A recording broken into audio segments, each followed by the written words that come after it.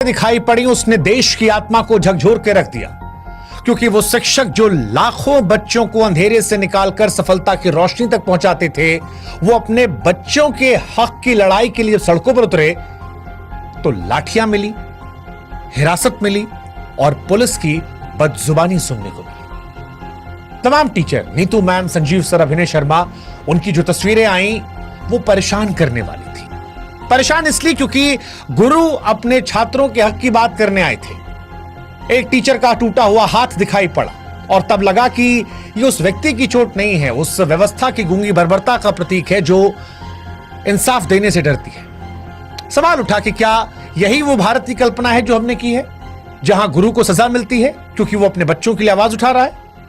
सच कहें तो ये जख्म सिर्फ शरीर पर नहीं है, हर उस मेहनतकश युवा की उम्मीद पर लगे घाव हैं जो दिन रात मेहनत करके नौकरी की आस लगाए बैठा है।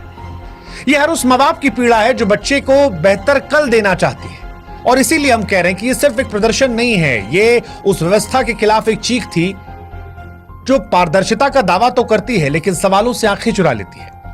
जब गुरु और शिष्य दोनों सड़कों पर हों और उनके हिस्से में लाठी आए तो साहब सिर्फ सवाल परीक्षा का नहीं रहता है, फिर सवाल पूरे सिस्टम से उठता है कि कैसा देश है, कैसा लोकतांत्रिक देश है जहां पर न्याय मांगना गुनाह है।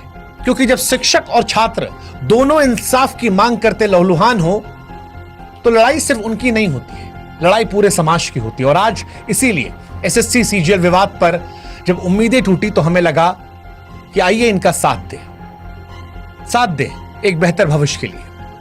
एसएससी सीजीएल का विवाद क्या है वो आपको समझाते हैं। दरअसल एसएससी यानी स्टाफ सिलेक्शन कमीशन की सीजीएल परीक्षा हर साल करोड़ों युवाओं के लिए सरकारी नौकरी की उम्मीद लेकर आती है।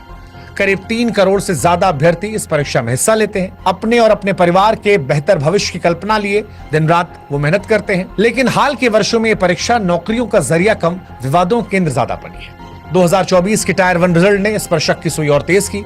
अचानक ऊंचा कट ऑफ और कुछ खास परीक्षा केंद्रों में लगातार चयन और रोल नंबरों का पैटर्न साफ साफ इशारा कर रहा था कि कुछ तो गड़बड़ है। छात्रों ने सिद्धांतली माना और फिर आवाज उठाना शुरू कर दिया। 2025 में हालात और बिगड़े।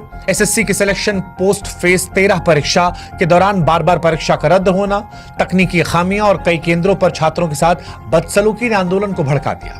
हजारों अभ्यर्थियों और शिक्षक दिल्ली चलो आंदोलन के तहत दिल्ली के जंतर मंतर और कई और इलाकों पर प्रदर्शन करने पहुंचे, न्याय की मांग कर रहे थे। लेकिन इस न्याय की मांग के बीच में इन्हें लाठियां, गिरफ्तारी और इनके गुरुओं की पिटाई को देखना पड़ा। जो शिक्षक अपने छात्रों को देश के निर्माण की राह दिखा रहे थे आज लहूलुहान थे। जो शिक्षक जो किसी समाज की नींव होते हैं अपने ही छात्रों के लिए सड़क पर जब उतरने को मजबूर हो गए